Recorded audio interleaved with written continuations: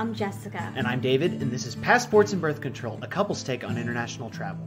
So we left off when we were in Prague, and as with every part of Central Europe, it's really easy to get around via trains. So we went from Prague to Vienna, a can't miss part of Central Europe. Absolutely beautiful. It's a great capital city, an old capital city. So a little bit of history of what Vienna is and its significance. Vienna is the current capital of Austria, but it is the old capital of the Austro-Hungarian Empire, or even before that, the Holy Roman Empire. It's an old capital, and the place where the Habsburg family, the old aristocratic family. You think about those inbred royals and the Habsburg chin. Yeah, the Habsburg chin.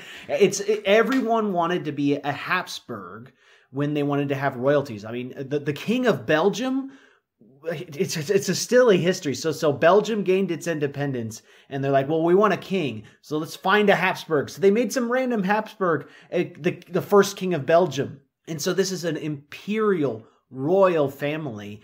And they ruled Austria for centuries, one of the longest dynasties in history. And so you can see a lot of that royal heritage in the city. It is a very royal city, and in many ways a very decadent city. But it's also a very modern city. All these palaces are still there. All this historical significance is still there. But when the Austro-Hungarian Empire broke up, the royals had to give, the Habsburgs, they had to give up a lot of their holdings to the state. They got to keep a lot of that. But what was their private royal property became state property, and a lot of it's now museums. So you get to see this royal heritage right when you get out of the train station. I mean, you see these big old palaces. You can see large modern buildings too, but it's a very Germanic, very European, very royal. And any time of year, it's a gorgeous city to look at. We happened to be there in summer where it was blazing hot. So hot. But there's lots to relax in, lots to do. I haven't had a chance to do this myself, but my friends who'd been there in winter say it is one of the best places to visit in winter. So year-round, it's a fabulous city to visit. Now, one of the things that I love about Austria and Vienna is how beautifully they combine this long heritage with their current modern status. I personally love that, think it's worth highlighting. Now, we stayed in a giant group hostel with these bunk beds. We stayed in a group room. It's a little more affordable to do it that way. There are private rooms available, but if you want to save a little money, the group rooms are comfortable. Just make sure you pick one with functioning air conditioning. We'll come back to that. As he said, it was blazing hot. And so we were on the 4th or 5th floor of this very large group hostel. One of the biggest, I think the biggest hostel we stayed at the entire time. And we were in a room with some bunk beds. And so we got these bunk beds. And there was a little dinky fan that just wasn't cutting it. It was not big enough to cool that big room. There were, 6 bunk beds in that room? Yeah, something like that, in a window that, again, was not cutting it. But we thought, okay, well, it's hot now, but by the time the sun sets, it's going to get cool. It did not. So right out in front of our hostel was this big open-air market. Now, it was an interesting kind of market. It wasn't a big square or plaza or forum. It was kind of like a big broad street. There were actually cars going down a single lane road on either end of it, but in the middle of the road, there's this long, not very wide marketplace, and you get the typical things. You get fresh fruits, sausages, and foods and everything. And so it's a really interesting thing to be able to walk around and see all these different market elements. And we stopped at one of my favorite things of Vienna, which is these little sausage shops. Oh, the Viennese sausages are world famous for a reason. Right. We're not talking about Vienna hot dogs or the stuff that you get, the Frankfurters or whatever you get in America. We're talking a hut that makes sausages that are to die for. And they give They give you this little wooden fork and they chop it up. They don't give you a bun. That's something that was a little bit of a shocker for me. I mean, I expect a bratwurst or sausage or whatever. I get a bun or at least some bread. They give you some bread sometimes, but it's usually bread with the sausage, and you have this little fork and you eat the little bits of sausage and you can eat the bread as you want. And it's a fantastic way to, for a couple of euros, get something that is really satisfying and really good. And these little sausage huts are everywhere throughout the city. and you should definitely try them. Right, greasy and smoky and savory and just undescribably delicious.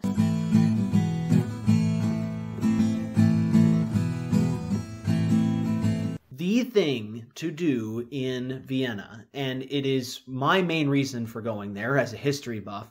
As I said, the Habsburgs ruled most of Central Europe all the way back to the Holy Roman Empire to 1918 at the fall of the Austro-Hungarian Empire. So this is an ancient royal family in a lot of ways.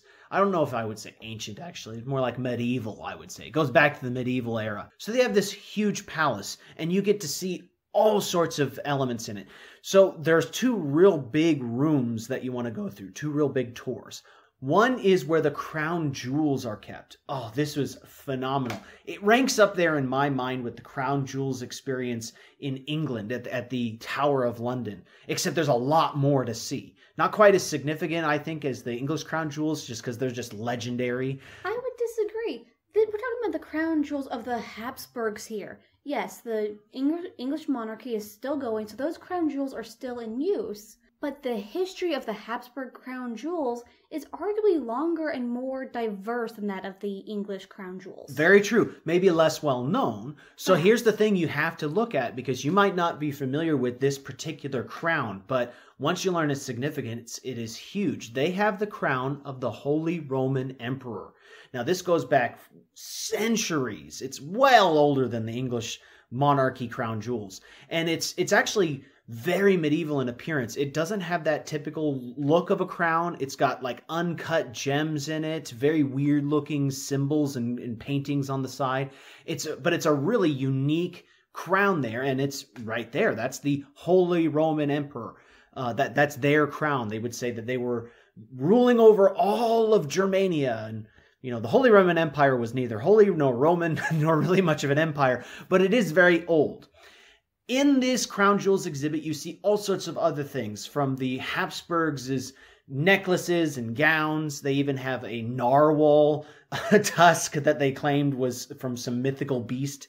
One of my favorite things, though, is a opal that is the size of an egg. I mean, it looks like you wouldn't be able to hold it in one hand. It's enormous. And so the ostentatious wealth that the Habsburgs had is clearly on display here.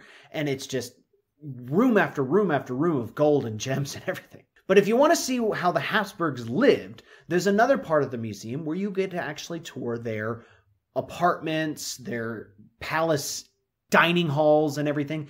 And you get to see one of my weirdly favorite exhibits was they had their dining rooms set up as if they were going to have a big banquet.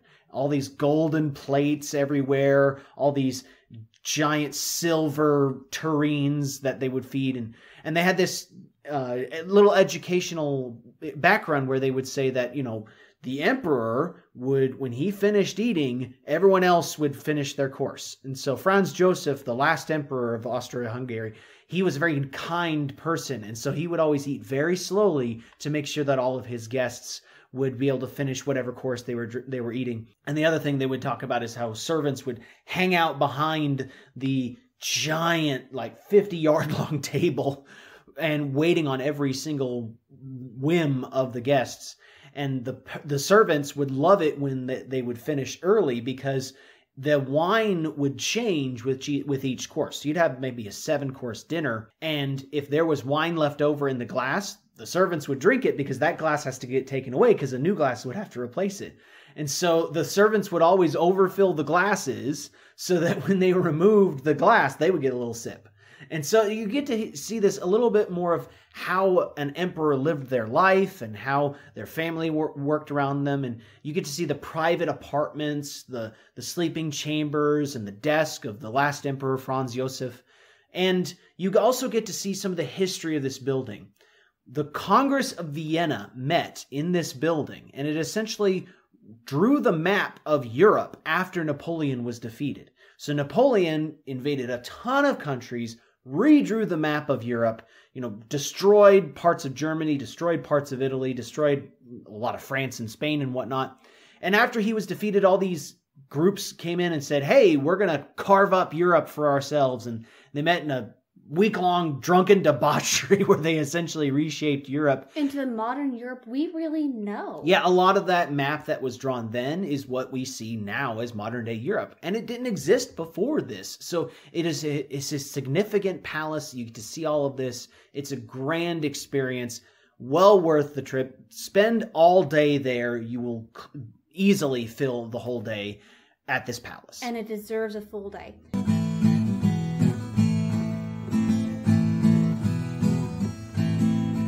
Now, changing tacks just a little, staying with the history, but moving to a different aspect, and yet equally, if not more important aspect of it, we have the Museum of Military History. In many ways, you could go to this instead of the Habsburg palaces, but if you go to two places in Vienna, these are the places you have to go. Absolutely. The Austrian-Hungarian Empire really played a huge role in World War I and that reshaping of Europe as we described. Now, it's set in this old military arsenal, fortress, barracks type of building, so it is tied foundationally to the military, which is actually, I find personally, absolutely incredible. Yeah, as you walk in, you see these giant rooms that used to be where the soldiers slept, and instead you see historical cannons that they just had, hundreds of cannons just lying out there. They're like, we don't need these anymore. Let's just put them on display. Right, and also the firearms the soldiers carried, the uniforms they wore, the equipment they carried. It was actually really incredible to see all these artifacts of World War I and World War II. Now, probably the most impressive and, in my opinion, most important display of this museum is really what started World War I, and that is the car in which Franz Ferdinand and his wife were shot and murdered. This is Franz Josef's, the emperor's, this is his son, so this is the guy who is going to become the next emperor. Right, and not only is there the car in which the heir and his wife died, the blood-stained clothing they wore that day, still stained and recognizably stained with their blood from where they were murdered. And it's this heart-rending display, and yet it's the historical significance of it gives it such an overbearing weight. Yeah, you can see the bullet hole in the car, and you're like, that bullet hole killed millions of people in World War I. Right, if there was a place we'd been to in Europe at this point that was haunted, it would have been this place, because so many young men and young women died just from this very innocuous-looking hole in a car. Yeah, and then the blood-stained uniform and then all that other stuff. You get to see the many exhibits on World War I. There's less on World War II, but it's there because Austria participated in World War II, but they're not exactly proud of it. They weren't the big player they were in World War I. But there's this awesome little... Awesome's probably the wrong word. Horrifying might be the better one. A voting card about the invasion of Hitler. Marked yes, I believe. Yeah, essentially, Hitler brought his German troops into Austria and said, hey, you guys speak German, let's be all Germany instead of having Austria and Germany. And they had an quote-unquote election. We're not sure how free this election was. Yeah, they had a tank parked in the square and they said, hey, do you want us to leave or to stay? And the yes column was very big and the no column was very small. And it wasn't an anonymous vote, so they knew if you voted no. So it wasn't exactly a free and fair election. And so you had this card with this giant yes, this tiny no, and in some random person's from history's handwriting, the yes was circled. And it's this heartbreaking thing because you have the explanation of their coercion and the hindsight of what happened. And it's a little heartbreaking to see. Yeah. So the museum is laid out really interestingly. In the ground floors, there's World War I and World War II on either end of the building. On the upper floors, the second story, is the medieval exhibits, the pre-industrial exhibits. Because as we said, the Holy Roman Empire, Austria-Hungary, goes back centuries. And one of the most significant displays is artifacts from the Second Siege of Vienna. Now, I don't want to go too much into the history of it, but essentially you have the Ottoman Empire, huge, terrifying, threatening empire that was going to take over all of Europe at one point. They got repulsed once. They tried again with essentially an unstoppable army, and they went to Vienna and they laid siege to it, and it was repulsed. And this was a huge, huge, huge triumph. And we'll get to this in a second, but this is actually where the invention of the croissant comes from. The successful Viennese bakers, when they repulsed the Turks, the Ottoman Turks, they created a pastry in the shape of a Ottoman crescent to celebrate that they defeated the Turks. And so this is why the Viennese, essentially in celebration of their victory, invented the croissant, or the crescent. And so on display are these artifacts of Turkish soldiers, swords and spears and captured wartime goods. And you get to see the significance of this happening, because if Vienna had failed in this siege, it might have been taken over by the Turks, which would have radically changed history. It would have radically changed, because there wasn't a whole lot to stop the Ottomans from taking over the rest of Central Europe after that point. There wasn't a lot of coherent or strong states to repulse them. And so this was a huge turning point in European history, and the Viennese are very proud of it. They're displaying all these artifacts. And so if you're interested in medieval history or medieval warfare, you get to see some really interesting late medieval weaponry. Giant 10-foot pikes, Turkish cannons that were captured, swords and shields and spears and flags from the actual battle itself. And so this museum, while only looking at a handful of time periods, really has some historically significant artifacts. And if you're at all interested in history, or even if you're not, just go see the car, the Franz Ferdinand car. I mean, there is just a weight to this museum in terms of the artifacts that far exceeds what Austria's current involvement in is, because after World War II, Austria was occupied by the Soviets. And in order to repulse the Soviets, they essentially made a deal. They said, we'll be neutral. Leave us alone. And we will not be a part of NATO. We will be neutral.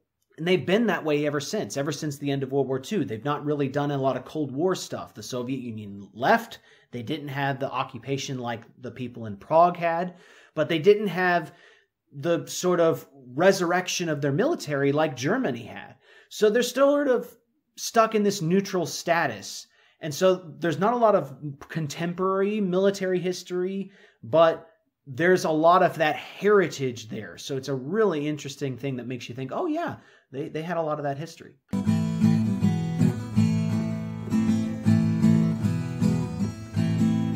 So going back to the medieval history elements, the big building in central Vienna is St. Stephens Cathedral. It is an enormously tall cathedral. It's not a huge cathedral. I mean, it's very big, but it's got an incredibly tall, thin spire. So it's very easy to pick out. It also has a very unique feature. It has the emblem of the Habsburg, that sort of black screaming eagle, very, very picturesque, very medieval looking emblem of the Habsburg royal family. It's emblazoned in the tiles of the church. So it's very picturesque, very distinctive. And it feels very Gothic, very medieval on the outside and the inside. In a lot of ways, it reminds me of the Cologne Cathedral, except that Vienna was spared a lot of the bombing that Cologne had. And so it's not blackened. It's like a shiny, clean version of the Cologne Cathedral. Less beautiful. No less beautiful. In fact, arguably different. I kind of like the black stone. A very different beauty. Yeah, a different beauty. I like the black stone of the Cologne Cathedral. This one is a nice clean stone. Inside, it's just as Gothic and dark looking. And definitely inspires the reverence that you expect from cathedrals. Yeah. And you can take a tour of its lower areas, because this particular church had a catacombs that you can go and tour. And so in the catacombs, which are underneath the church, you see these walls made out of human remains, skeletons. Ossuaries. Yes. Essentially what happened was you were buried in a graveyard or near the church, and after a few centuries, they'd run out of space. So they would do is they would unearth these bodies, and they would essentially repurpose them to build walls out of, because, everyone who knew you is gone now anyways, so let's just reuse your grave and use your skeleton to build this mausoleum, essentially, full of other skeletons. A little bit worrying, but I guess, I don't suppose if I've been dead for 200 years I'd care all that much if my femur was used to create a wall later in life. But also really haunting in this catacombs is a room that they just piled up dead people from a plague. So it's a plague pit. And it's one of the few that are out there that you can see. It's like this is just a stack of just unsorted skeleton remains. And it's just a pile of bones. And so it's a really haunting experience to walk through these catacombs. Incredibly tragic. I mean, this pile of bones represents hundreds of dead. It's really tragic, how their lives ended. But it's also a great testament to the history in which they lived, the time era in which they lived and died. Yeah. Now, on a slightly less macabre note, we also went to the Museum of Art History, or the Museum of Fine Arts. This was an incredibly beautiful building.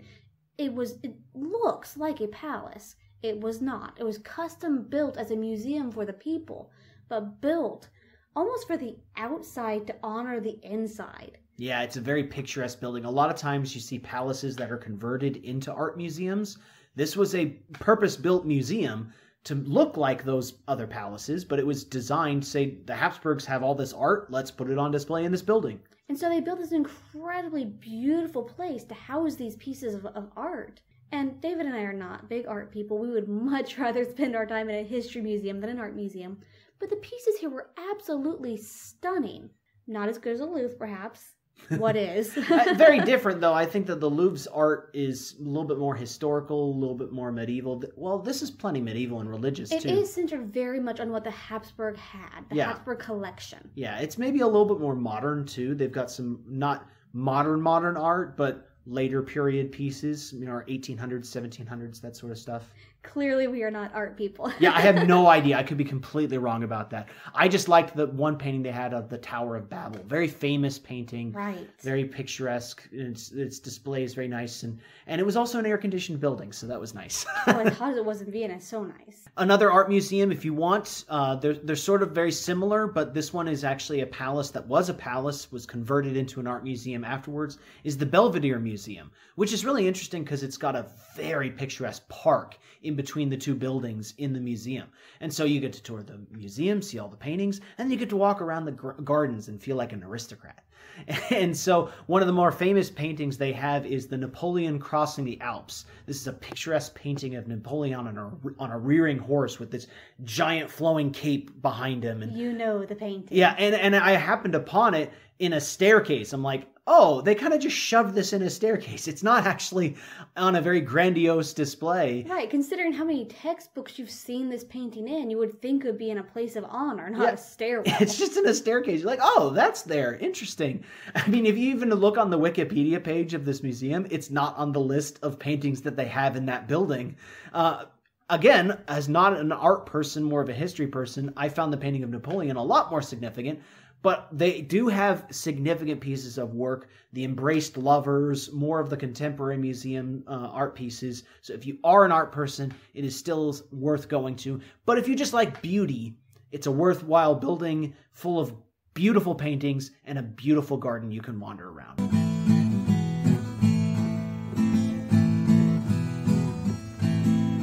Now, as we addressed, we stayed in a group hostel, which was actually a whole lot of fun. See, like we said a couple times, it was just blazing hot in Vienna. Too hot to sleep.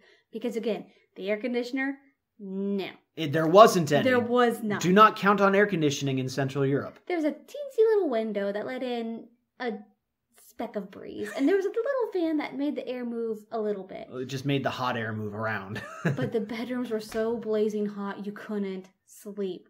So we spent most of our time in the common area. We cooked some pasta, we hung out, we met some amazing fellow travelers. Right, and so what you find at these big group hostels is the eating area tends to be the place where people gather. Now this was hot as well as the rest of the building, but when you go into the kitchen, everyone's boiling water for pasta or cooking something on the stove. It was blazing hot. It was a sauna. You could cook something just in the ambient temperature in the kitchen. But there were nice windows that allowed you to get a cross breeze, which helped. So we would have some person, Jessica would man the table back in the common area where you would eat, and I would brave the sauna of the kitchen and cook our pasta. So this is what I typically recommend if you want to save a little money and not eat out as much. Get some meat stuffed pasta or cheese stuffed pasta and a little salad.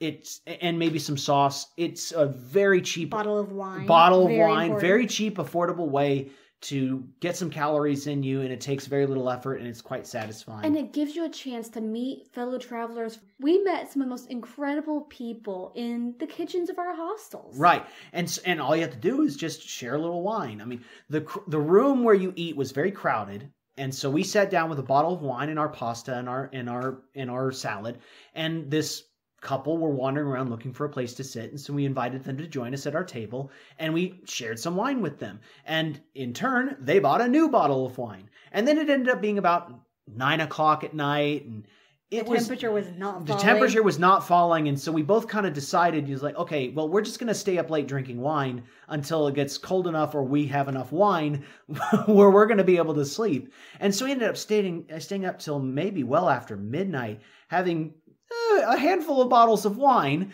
Split among 4 people, mind you. Which allowed us to finally get to sleep. Now, the thing is, when we woke up, I saw a very suspicious character on the wall. It wasn't very big, about the size of a pinky nail.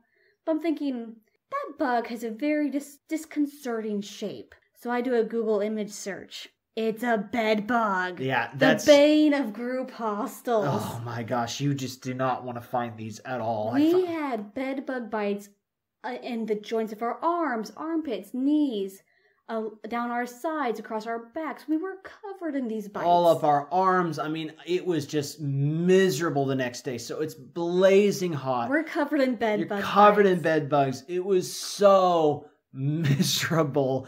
I don't really honestly blame this hostel. I mean, some traveler brought it in. I'm not sure where it came from or what they do. The solution to this is really just to make sure that the sheets are cleaned and, self-preservation, check the sheets. We discovered how to do this after the fact. Yes. Check the sheets, look for any specks of dust on there. Right. Pull back the fitted sheet all the way down to the mattress. Look for it look like black or dark brown grains of sand in the creases of the mattress seam. That's bedbug droppings. If you see that, you'll want to report it to the hostel owners, keepers, whatever. Right. And oftentimes, all you have to do is change the bedding, and that solves the problem. So major hotels have this problem. Right. Now, luckily, it's pretty easy to deal with bedbugs if you do encounter them in a hostel. You have to act quickly, though, because they lay eggs. If you act quickly on it, you can prevent it from being spread. Now, we just did a quick Google search on this, and bedbugs are surprisingly easy to deal with. Water at 60 degrees Celsius, or about half of boiling, because boiling is 100 degrees Celsius, is sufficient to kill all life stages from egg to adult of bedbugs. So while we were in Kyiv, our washing machine had a setting you could choose your temperature. For most of our belongings, our clothes, what have you, I set it to 90 degrees Celsius, just shy of boiling. And we washed every stitch of fabric, including our backpacks, which we washed those at 60 because we were afraid of the polyester melting. Yeah, there's some glue on there. Right. So just wash every stitch of clothing and fabric, not just clothing, fabric, in the hottest temperature it can stand. And we even tossed our shoes in the dryer and let those get nice and not melting hot, but hot enough to kill the bed bugs, eggs, or larvae, or whatever might have gotten in there. So, right, because the way you spread bed bugs is they latch onto your clothing, they latch onto you, and you take them from one hostel to the next. Don't do that. The second you find them, find a way to wash every item in your possession. Thankfully, we only had our backpacks. We didn't have a lot to deal with, but we essentially nuked our clothes, nuked our belongings, and we were fine. But our skin was still not very comfortable. We'll address that in our next episode. Yes. So one last thing we did while we were walking around looking for some anti-itch cream, which we did find. It was very difficult to communicate because we had some person who didn't speak English. They only spoke German. And so I showed them my welts and I started scratching and they went, "Oh, okay, I know what you need." 2 thumbs up. They got it. Got us some anti-itch cream and that helped. But while we were out there shopping near St. Stephens Cathedral, we found this junk shop. And I recommend doing this if you're interested in souvenirs. Don't go to an actual souvenir shop. Don't even go to the open-air marketplaces because sometimes they'll have fake stuff. Go to the junk shop, the pawn shop, the place where someone comes in, they bring their item, they get some cash, they leave, and then you can buy that item. This was a military junk shop that had medals, had pins, had uniforms. Essentially, it was like a museum, but everything was for sale. And it was amazing seeing this. And Jessica knows how much I like historical artifacts. Oh, yes. And so I was able to get a World War I veterans medal. Now, why did I buy this? Well, I had a handful of veterans medals from a variety of different wars, World War II, etc. But relatively recently from this trip, my grandfather had passed away. He served on a U.S. Navy destroyer during World War II. And he gave me, because I was a big history buff and I asked him about his experiences, he gave me his veterans medal. He didn't do, Bronze Star, Purple Heart, that type of stuff, but anyone who served in World War II got a medal issued by the state, or at least this is what his was. It had the state of Missouri emblem on it. And it essentially says you are a veteran of World War II, here's your medal. And it really touched me, this simple medal. It's just, you served, you were a veteran. And so I like the idea of displaying it next to the veteran medal, not like Medal of Honor or whatever, but the veteran medal, the simple, basic frontline soldier of various wars. So I've got a Soviet Union one, I've got a German one, I've got a Japanese one. I don't have a British one or a French one. I'm still working on these varieties of nations. They're more likely to hold on to theirs. Yeah, because they're proud of their service. Right. You can easily find ones in Austria-Hungary because they lost the war, and so veterans aren't, I guess, terribly proud of that, or maybe they have more likely that there are people that are, willing to sell them. Yeah. And so I was able to buy this veterans medal from World War I and put it on display next to my grandfather's veterans medal from World War II. And I find that very fun to be able to tap into that history. Now, I want to point out the proprietor of this establishment. He was a cheeky old veteran himself. And he had so many stories he wanted to tell David, but unfortunately his English was very broken. Yeah. And so we couldn't communicate with him as well as we could have. He had this real thin cigar, the cigarillo type thing that he was smoking the whole time in his shop. And it was almost like he was such a heavy smoker and gruff storyteller that it was almost like most of his customers are a little bit turned off by him. But I was just like, oh, this guy is a great storyteller. I want to have him blow smoke in my face and tell me stories all day. He was such an amazing person. I kind of wish he was my grandpa.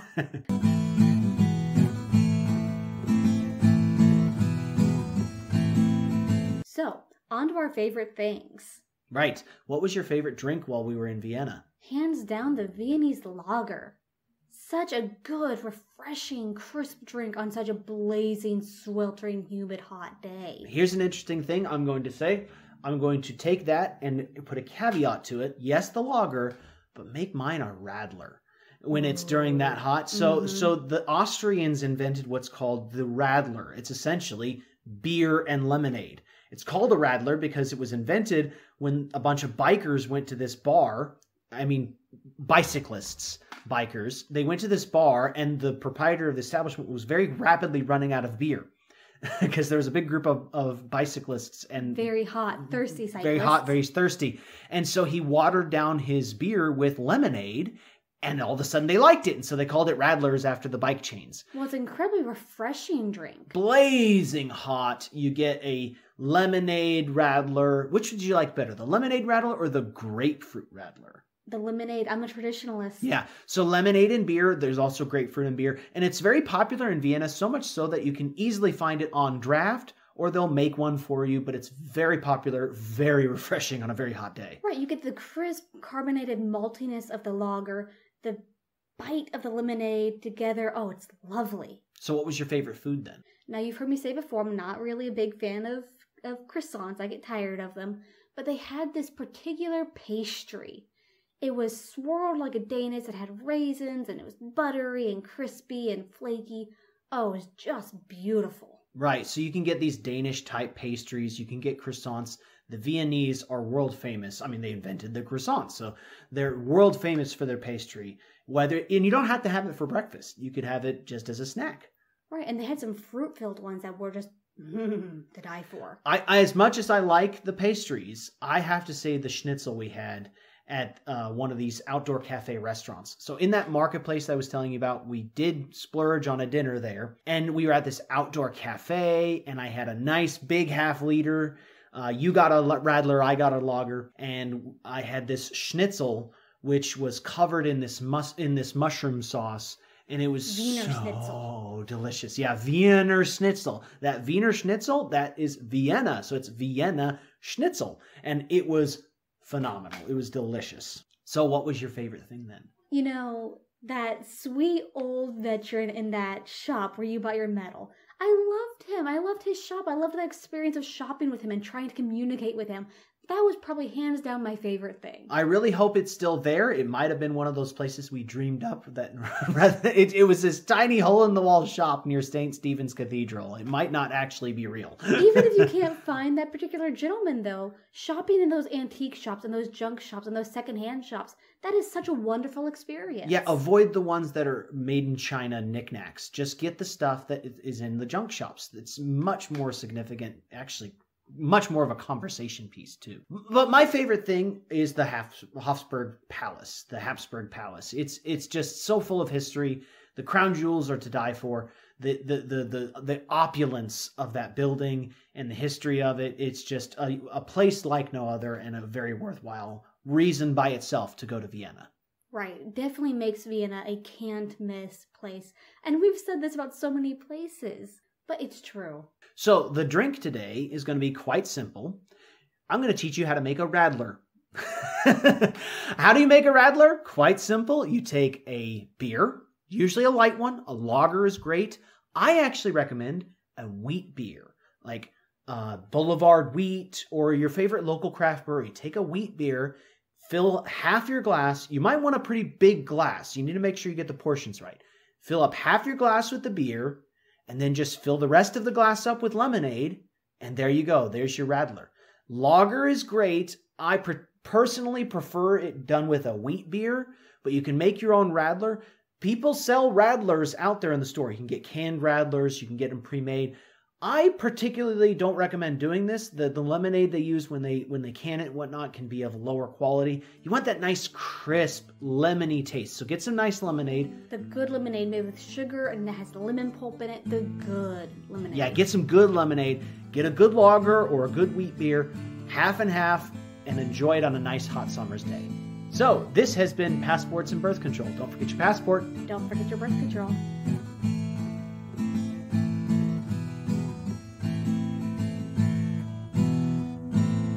Like Passports and Birth Control? Give us a review and follow us on Instagram. Tell us in the comments where you'd like us to go next, and support us on Patreon. Your support will send us more places and help us create more episodes.